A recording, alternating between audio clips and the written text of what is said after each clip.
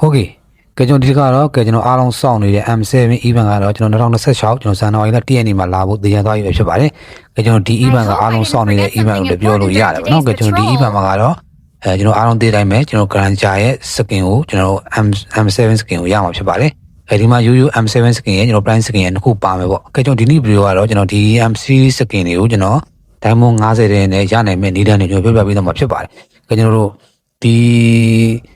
့ဒီ event အကြောင်းကိုနားလည်လို့ရှိသလိုကျွန်တော်ဒီအခုနှစ်မှစပြီးစောတဲ့ player တွေလည်းသိအောင်ဒါလေးကိုကျွန်တော်ဘယ်လိုယူလို့ရမယ်တစ်ချက်ပြောပြပေးမှာဖြစ်ပါတယ်ကဲဒီနီးလန်းကကျွန်တော်တို့တေးကြသလောက်တော့ရှိတယ်ပေါ့နော် diamond လို့လည်းအနည်းဆုံး diamond 50အများဆုံး diamond ကျွန်တော်တို့300ကျော်တော့300ပဲပေါ့နော်အဲ့လောက်ကတော့အနည်းဆုံးရှိတယ်ခံကောင်းတော့ diamond 50နဲ့ရမယ်ပေါ့ကဲပြီလူတွေမစခင်ကကျွန်တော်အပန်းစာပါဖောက်ချင်တဲ့လူတွေတလုံးကျွန်တော်မလာသေးတဲ့ event တွေမထွက်သေးတဲ့ hero တွေကြိုးပြီးခံနေတဲ့လူတွေကျွန်တော်လာပြီးတော့အပန်းစာပါလာပြီးတော့ဖောက်လို့ရပါတယ်ဗျကဲကျွန်တော်စီမှာဖောက်တဲ့အပန်းစာပါကကျွန်တော်တို့ပြောကြရလေးတော့ရှိတယ်ပေါ့နော်ကျွန်တော်အခုလက်ရှိစောနေတဲ့ original account မှာတော့ဖောက်လို့မရဘူးဒါတော့ဖောက်ချင်တဲ့ဆိုရင်တော့ကျွန်တော်ကအပန်းစာပါ account အသစ်ဖောက်ပြီးမှဖြစ်ပါတယ်အဲ့ဒါကိုကျွန်တော်တို့ brother တို့ရဲ့ Gmail နဲ့ချိန်ပေးမယ် brother တို့ page နဲ့နာမည်ပေးလို့ရမယ်ပေါ့နော်အနည်းဆုံးကြာရင်ကျွန်တော်တို့9မိနစ်ကနေ10မိနစ်တွေတော့ကြာမှာဖြစ်ပါတယ်ကဲအဓိကဒီမှာပြောချင်တာတစ်ခုကဘာလဲဆိုရင်ဒီအပန်းစာပါဖောက်တယ်ဆိုတဲ့ရည်ရွယ်ချက်ကကျွန်တော်တို့ diamond တွေအလကားရဖို့မဟုတ်ပါဘူးကျွန်တော်အပန်းစာပါမှာရတဲ့ diamond တွေကကျွန်တော်တို့ original စာပေါ်လမ်းပြီးတော့ပေးလို့မရပါဘူးเนาะ skin တွေလည်းပေးလို့မရပါဘူးအဲ့ဒါလေးတို့တစ်ချက်သိဖို့ပြောချင်ပါတယ်ဗျာเนาะအဓိကကျွန်တော်တို့ဘလို့လူတွေဒီအပန်းစာပါဖောက်တယ်လဲဆိုရင်ကျွန်တော်မလာသေးတဲ့ event တွေကြိုးပြီးသိချင်တဲ့လူတွေမထွက်သေးတဲ့ hero တွေကြိုးပြီးကန်နေတဲ့လူတွေအပန်းစာပါဖောက်တင်ပါတယ်ကဲအဲ့လိုဖောက်ချင်တဲ့လူတွေအောက်မှာပြတဲ့ဒေရင်နဲ့လာပြီးတော့ဒီမှာအပန်းစာပါလာပြီးတော့ဖောက်လို့ရပါတယ်ဗျာကဲနောက်တစ်ခုအနေနဲ့ကျွန်တော်အပန်းစာပါဖောက်ထားတဲ့အပန်းစာပါရဲ့အခုနောက်ပိုင်းသူတို့တတ်မှတ်ထားတဲ့စီမင်းစည်းကမ်းအရဆိုရင်ကျွန်တော်ဒီအပန်းစာပါဖောက်ပြီးတော့အဲ့ဒီကိုကျွန်တော်တို့အနည်းဆုံးရက်30မှာတစ်ခါတော့ login ဝင်ပေးရပါတယ်မဝင်မဲ့ဒီတိုင်းပြစ်ထားမယ်ဆိုရင်တစ်လကျော်သွားရင်အဲ့ဒီစာပါကျွန်တော် cancel ဖြစ်သွားပါတယ်ပျောက်သွားပါတယ်ပေါ့နော်အဲ့တော့ကျွန်တော်ဒီမှာဖောက်တဲ့လူတွေတစ်လကိုတစ်ချိန်တော့ login ဝင်ပေးပြီးတော့လိုပါတယ်တချို့ကျွန်တော်မိမိပြောပြောနေဒီအချက်ကိုမသိတဲ့လူတွေကကျွန်တော်ဘယ်လိုဖြစ်တယ်လဲဆိုရင်ဒီစာပါဝင်မဲ့တိုင်းပြစ်ထားလိုက်တော့နောက်ပိုင်းအပန်းစာပါပျောက်တော့ user ဖြစ်သွားတယ်ရှိတယ်ပေါ့နော်အဲ့လိုမဖြစ်အောင်ကျွန်တော်တို့အနည်းဆုံးကိုမှဘန်းစာမှာရှိလို့ချင်းတစ်လကိုတစ်ချိန်တော့ login လေးဂိမ်းနဲ့ဝင်ပြီးဖို့လိုတယ်ပေါ့နော်အဲ့ချက်လေးကိုသိထားဖို့လိုပါတယ်ကဲအဲ့တော့ကျွန်တော်တို့ဒီ event ကိုချက်ကြည့်မယ်နော်ကဲတော့ဒီ event ရဲ့သဘောတော့ဒီမှာကျွန်တော်တို့ level ရှိတယ်တော့ဒီမှာ level ရှိအဲ့ level 85ရောက်လို့ရှိရင်ကျွန်တော်တို့က Granger ရဲ့ကျွန်တော်တို့ M7 skin ကိုရမှာဖြစ်ပါတယ် level 45မှာကျွန်တော်တို့Granger ရဲ့ကျွန်တော်တို့ special skin ကိုရမှာဖြစ်ပါတယ်ဒါကလောလောဆယ်ကတော့မဆာမလာတဲ့ M7 test event ဖြစ်ပါတယ်လောလောဆယ်တော့ M6 ကကျွန်တော်တို့ cloud ရဲ့reward တွေနဲ့စားထိုးတာဖြစ်ပါတယ်နော်အဲ့တော့ကျွန်တော်ဒီမှာ level အနေနဲ့ကျွန်တော်85ဒီပါတယ်85ရောက်လို့ရှိရင်ကျွန်တော်တို့က Granger ရဲ့ M7 prime skin ကိုရမှာဖြစ်ပါတယ်ဟုတ်ပြီနော်အဲ့တော့ကျွန်တော် diamond 50နဲ့ကျွန်တော်တို့ကဘယ်လိုရနိုင်မှာလဲကျွန်တော်ပြောကြရရှိရဲ့လုံးစရာတက်တွေလည်းအများကြီးလည်းရှိတယ်ပေါ့နော်ဒါပေမဲ့ကျွန်တော်ဒီတက်တွေကိုဘယ်ချိန်မှာဘယ်လိုလုပ်ရမလဲဘယ်တက်တွေမလုပ်အောင်ဆိုတော့တစ်ချက်ပြောပြပေးမှာဖြစ်ပါတယ်ကဲ diamond 50နဲ့ဘယ်လိုရမှာလဲပေါ့နော် diamond 50နဲ့ဘယ်လိုရမှာလဲလောဆရာ diamond ပေါ်တဲ့လူတွေကတော့ဒီမဲ့အပေါင်းလေးရှိတယ်ပေါ့နော်အဲ့ဒီအပေါင်းလေးကိုနှိပ်ပြီးတော့ဒီဘောက်ကနေပြီးတော့ diamond 50သုံးပြီးတော့ diamond နဲ့အများကြီးသုံးပြီးတော့ level 85ကိုတန်းပြီးရအောင်သွားလို့ရတယ်ပေါ့နော် diamond ပေါ်တဲ့လူတွေဖြစ်ပါတယ်diamond မပေါ်တဲ့လူတွေတော့ကဘယ်လိုလုပ်မလဲဆိုရင်ကျွန်တော်ဒီဘောက်ကပဲကျွန်တော်တို့က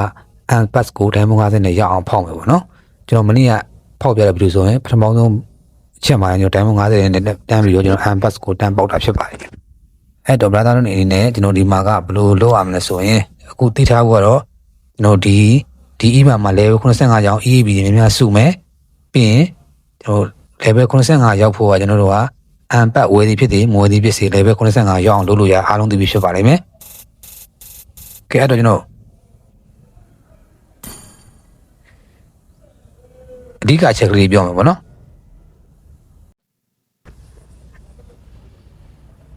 ်ကဲဟုတ်ပြီအဲ့တော့ကျွန်တော်ဒီ event ကိုအားလုံးခြုံပြောမယ်ဆိုရင်ကျွန်တော်တို့ unpass ကိုဝယ်ထားမယ် level 85ရောက်မယ်ဆိုရင်ကျွန်တော်တို့က skin 3ခုရဖို့ရှိတယ်ကျွန်တော်တို့ကဘာရမလဲဆိုရင်ကျွန်တော်တို့ Granger ရဲ့ special skin ရဲ့ပြီးရင်ကျွန်တော်တို့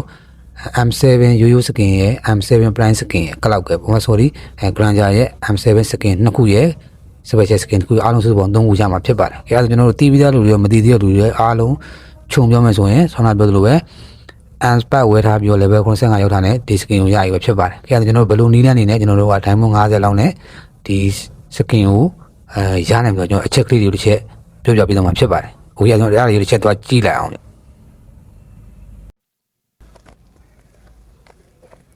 Okay ကဲကျွန်တော် M7 စကင်ကိုကျွန်တော်တို့က Diamond 50နဲ့ရနိုင်မှာအချက်လေးတွေကိုဒီမှာစုပြီးတော့ကျွန်တော်ဇရာကြီးနဲ့လုပ်ပေးထားတာဖြစ်တယ်။ဒါသားတို့နဲ့တီးပြီးသားလူတွေရောကျွန်တော်တို့လုံးဝဒီ email ကိုမသိသေးတဲ့လူတွေပါရှင်းရှင်းလင်းလင်းကကနာနာသိတော့အောင်ဒီလိုဇရာလေးနဲ့ရှင်းပြပေးတာဖြစ်ပါတယ်။ကဲကျွန်တော်တို့ဘာတွေလုပ်ရမလဲဘာတွေရှောင်ရမလဲကျွန်တော်အများဆုံး EB မြင်မြပြီလေပဲမြင်မြင်တက်အောင်ဘယ်လိုချက်တွေကိုလုပ်အောင်တစ်ချက်ရှင်းပြပေးမှာဖြစ်ပါတယ်။ကဲကျွန်တော် Diamond 50အနည်းဆုံးရှိအောင်ကျွန်တော်တို့ကပြင်ဆင်ထားရမယ်။ Diamond ကိုကျွန်တော်တို့ဝယ်ပြီးပဲထည့်တယ်ပြီးရင်ကျွန်တော်တို့ကweekly ပဲဝယ်ပြီးပဲထည့်တယ်ဒီတိုင်းရိုးရိုး Diamond 50ပဲထည့်တယ်ပေါ့နော်။အဲ့ဒါလေးထည့်ပြီးတော့ပြင်ထားဖို့လိုတယ်။ဒါပေမဲ့ event ဆဆချင်းမှမတုံးနဲ့ပေါ့နော်။ထည့်အောင်လေးပဲထည့်ထားပါ Diamond 50ကိုနောက်တော့ကျွန်တော် M7 ပေါက်ပေါ့ကျွန်တော်ဆွမ်းနာပြောတဲ့ Diamond 50နဲ့ဖောက်တဲ့ပေါက်ကိုကျွန်တော်တို့က event ဆဆချင်းမှလုံးဝမဖွင့်ပါနဲ့ပေါက်လဲဆိုကျွန်တော် event အစားပိုင်းမှာ draw rate ကကျွန်တော်ပေါက်နေကြီးကအရန်နေတာကြောင့်ဖြစ်ပါတယ်ဒါကကျွန်တော်တို့ event နေမှာကျွန်တော်တို့ဖောက်နေကြလူတွေအများဆုံးသိပါလိမ့်မယ်ကျွန်တော်တို့ event ဆဆချင်းမှာလူတွေအကုန်လုံးကကျွန်တော်တို့ကဖောက်ကြလူတွေများတယ်အဲ့လိုအချိန်မှာကျွန်တော်တို့ကမွန်တော့ထုံးစံတိုင်းပဲချက်ချီမပေးပါဘူးအဲ့တော့နော်အဲ့တော့ event ဆဆချင်းမှာဖောက်တဲ့လူကိုချောင်းပါအဲ့တော့ brother တွေနဲ့ဆွမ်းနာပြောတဲ့ M7 pass ပေါက်နိုင်တဲ့ပေါက်ကို event ဆဆချင်းမှာလုံးဝတော့မဖောက်ပါနဲ့နောက်တစ်ခါကျွန်တော်နေ့စဉ်တက်တွေကိုပြီးအောင်လုပ်ပါနော် login ဝင်တာတော့ game ကစားတာတော့ပွဲခံမှန်းတာတော့အဲ့ဒါတွေကိုနေ့စဉ်ပြီးအောင်လုပ်ပါနော်ပြီးအဲ့တည်းမှာကျွန်တော်အဲ့ဒီလောက်ရမယ့်တက်တွေထဲမှာ Diamond 50တော့မှတက်ပါလိမ့်မယ်အဲ့ဒီတက်ကိုတော့ကျွန်တော်တို့ကကြော်လိုက်ပေါ့နော်အဲ့ဒါတော့ကျွန်တော်ထည့်ပြီးတော့မတွက်တော့ဘူးအဲ့ဒါလုံးလည်းမလုံးနဲ့ပေါ့နော် Diamond 50သုံးဖို့ကသိအဆင်မပြေဘူးကျွန်တော်တို့ကနော်နောက်တစ်ခါကျွန်တော် level 85အရင်ရအောင်လုပ်ပါနော်ဘာလို့လဲဆိုတော့ကျွန်တော်တို့ M7 ပတ်မိုးပဲနဲ့လည်း level 85တီရအောင်လုပ်လို့ရတယ်အဲ့တော့ကျွန်တော်တို့က M7 ပတ်လည်းမဝင်နဲ့ကျွန်တော်တို့ Diamond 50နဲ့လည်းပေါင်းမသွားမဖောက်နဲ့ဒီတိုင်း plane ရိုးရိုးပဲကျွန်တော်တို့ level 85အရင်ရအောင်လုပ်မယ်ပေါ့နော်ကဲအမေကျွန်တော် level 85ရောက်မှကျွန်တော်တို့ကဒါမှ event ပြီးကန်ဒီမှာကျွန်တော်တို့ကဆွမ်းနာ level Diamond 50နဲ့ဖောက်တဲ့ကျွန်တော်တို့ပေါက်ကိုဖောက်မယ်ပေါ့နော်အဲ့ဒီမှာကျွန်တော် M7 bus ကိုပေါက်နေနေများသွားပြီဘာလို့လဲဆိုတော့ event ပြီးကန်ဒီမှာကျွန်တော်တို့ draw rate ကကောင်းတယ်လို့ကျွန်တော်တို့အားလုံးယူဆတယ်ပေါ့နော်ကျွန်တော်လည်းအဲ့လိုပဲထင်တယ်အဲ့ဒီအချိန်မှာ Diamond 50သုံးပြီးတော့ M7 bus ကိုရအောင်ဖောက်ပေါ့နော်ဒါကျွန်တော်တို့အပိုင်းကြီးပြောရတော့မဟုတ်ဘူးနော် event ပြီးကန်ဒီတိုင်းမှာတော့တစ်ချက်ထဲနဲ့တော့မပေါက်ဘူးပေါ့ဒါပေမဲ့အများဆုံးကတော့ Diamond 50နဲ့ဖောက်လို့ရှင် event ပြီးကန်ဒီဒါမှမဟုတ်ကျွန်တော် level 85ရောက်ရင်လည်းဖောက်ပေါ့ရပါတယ်ဘာလို့လဲဆိုတော့ level 85ရောက်ပြီဆိုရင်လည်းကျွန်တော်တို့က event ပြီးကန်ဒီမျိုးရောက်တာလေအဲ့တော့လက်သားအနေနဲ့ level 85ရောက်ပြီဆိုရင်ကျွန်တော်ဒီDiamond 50သုံးပြီးတော့ M7 ဘက်ကိုဖောက်ကြည့်ပါတစ်ချိန်နဲ့လည်းပေါက်နိုင်ခြင်းများတယ်ပေါ့နော်ဘာလို့လဲဆို event ပြီးကန်ဒီဖြစ်လို့ပေါက်နိုင်ခြင်းများတာဖြစ်ပါတယ်ဒီအောက်ဆုံးကကျွန်တော်နီလန်တစ်ပေါင်းမြင်ခဲ့ရင်တော့ကျွန်တော်တို့အပေါ်ဆုံးက Diamond 50နဲ့ဖောက်လို့မပေါက်ခဲ့ဘူးဆိုရင်တော့ Diamond တော့69လုံးသုံးပြီးတော့ကျွန်တော်တို့ကAmbas ကိုဝယ်ဖို့လိုတယ်ပေါ့နော်ဘာလို့လဲဆိုတော့85လည်းရောက်သွားပြီဖြစ်တဲ့အတွက် Diamond 50နဲ့မပေါက်ဘဲနဲ့ရက်နေလို့လည်းမရဘူးအဲ့တော့လည်းတော့ Diamond တော့69လုံးသုံးပြီးတော့ M7 Yoyo Pass ကိုဝယ်ဖို့လိုတယ်ပေါ့နော်ကဲနောက်ချက်ကလေးတွေရှိတယ်ကျွန်တော်ဆောင်းအောင်ရှောင်းလေးရှိတယ်ပေါ့နော်ဒါဒီ event တွေကျွန်တော်ဒီလောက်ကြီးဆောင်းအောင်ရှောင်းလေးရေးထားတာဖြစ်ပါတယ်ဒီမှာကျွန်တော်ပထမဆုံးကျွန်တော်လောက်ရမယ့်ချက်ကလေးတွေရှိတယ်အဲ့ဒီမှာကျွန်တော်တို့ကျွန်တော်ပေါက်ကလေးပေါက်တဲ့ဟာကိုကျွန်တော်သုံးပေါ့နော်EAB များများရဖို့အတွက်ဒီနည်းလမ်းလေးရလဲအလုပ်ဖြစ်တယ်ပေါ့နော်စိတ်နည်းနည်းလေးသုံးပြီးကျွန်တော်တို့ကဘန်နာတွေဝင်လဲ EAB ပြန်တက်တယ်ဘန်နာဆိုတော့ကျွန်တော်တို့ကဘယ်ရလဲဆိုရင်ကျွန်တော် run ဆော့တဲ့အချိန်မှာသုံးရတဲ့ဘန်နာကလေးရှိတယ်အဲ့ဒါလေးကကျွန်တော်စိတ်10လုံးလားလို့ဝယ်ရတယ်နော်ကျွန်တော်ထင်ကျွန်တော်လည်း meditate ဖြစ်နေ10လုံးလားမသိ Diamond 10လုံးနဲ့ဝယ်လို့ရှိရင်အဲ့ဒီဟာလေးနဲ့ run ဆော့တိုင်းအဲ့ဒီကက်ကလေးဘန်နာလေးသုံးလို့ရှိရင် EAB ပို့ပြီးရတယ်ပေါ့နော်အဲ့ဒါလေးသုံးပါ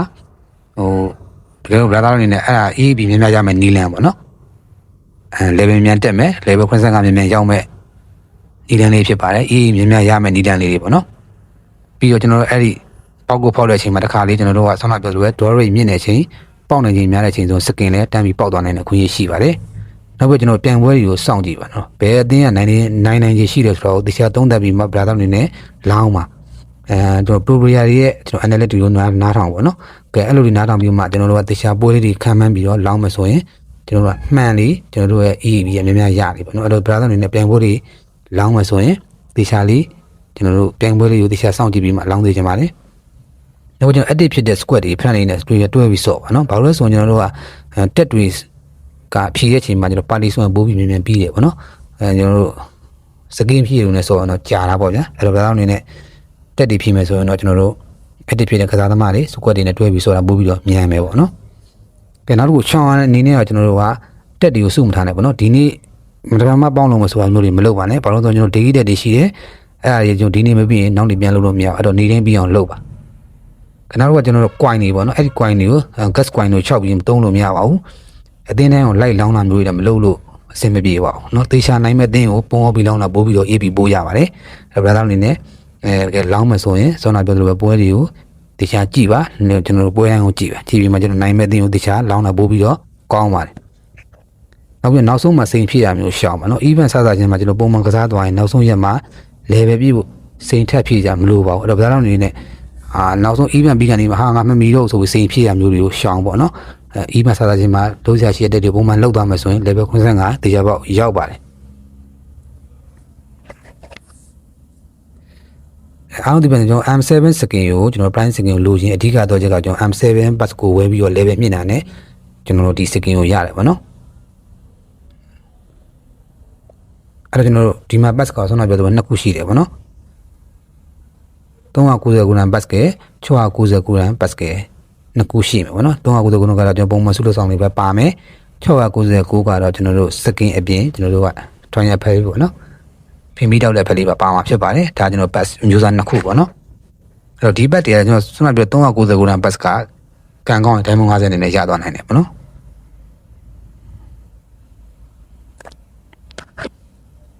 ကဲဒီမှာကျွန်တော် M7 ရဖို့ကျွန်တော်လုံးဆောင်မဲ့တက်တွေအစင်းစင်းရတော့ကျွန်တော်ဒီမှာလည်းရှိတယ်တက်ဒီကိုနေ့စဉ်ကျွန်တော်အပတ်စဉ်ပုံမှန်လှုပ်သွားရင် level 5ကိုစိတ်မကုန်ပဲဒါမှမဟုတ်စိတ်နေနဲ့သုံးပြီးတော့လည်းရောက်နိုင်တယ်ပေါ့နော်ပုံမှန်လှုပ်သွားလည်းရပါ85ကိုရောက်ပါတယ်ကျွန်တော် event မဆိုင်ကမှကျွန်တော် pre order ပေါက်လေးရှိတယ်ကျွန်တော်အဲ့ဒါလေးကိုနှိပ်ထားတကယ်လို့အမ်ပတ်ဝယ်ရတဲ့ကျွန်တော် pre AB အများကြီးရဖို့အဲ့ကလည်းရနိုင်တယ်ပေါ့နော်ကဲဆန္ဒပြောတော့ဒါတွေကတော့တက်တယ်ပေါ့နော်ဂိမ်းနဲ့ login ဝင်တာတို့ crash ဆိုတာဘာမှကစားအဲ့ဒါတွေကို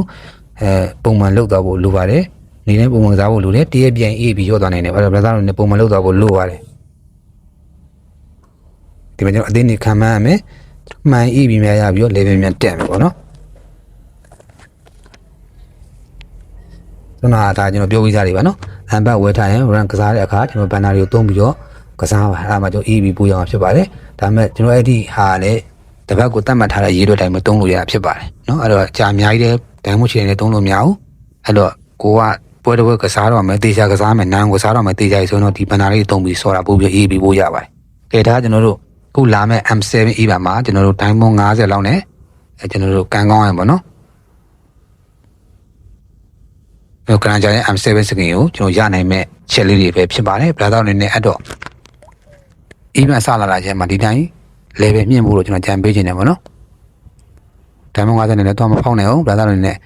level 85ရောက်ပြီး event ပြီးကန်နေပြီဆိုကမှကျွန်တော်တို့ကလုတ်တင်တာကိုလုတ်ပေါ့နော်ကျွန်တော်ပြောသူကဒိုင်မွန်50နဲ့ event ပြီးကန်နေမှဘောက်ကိုဖောက်ကြည့်မပေါက်ဘူးဆိုရင်ဒိုင်မွန်399နဲ့ကျွန်တော် ambas ကိုဝဲပြီးတော့တိုင်ပြီးတော့ဒီ skin ကိုတိုင်ယူလို့ရပါတယ်ကဲဒီထဲမှာကျွန်တော်လောက်ထားတဲ့အချက်ကလေးတွေကကျွန်တော်တို့နည်းနည်းလိုအားလေးတွေရှိမယ်ဘယ်တော့လည်းဖြည့်ပြီးကျွန်တော်တို့ဒီဟာလေးတို့တွေးပြီးကိုယ့်ဘာကိုလည်းခံမှန်းပြီးတော့လုပ်ကြည့်လို့ရပါတယ်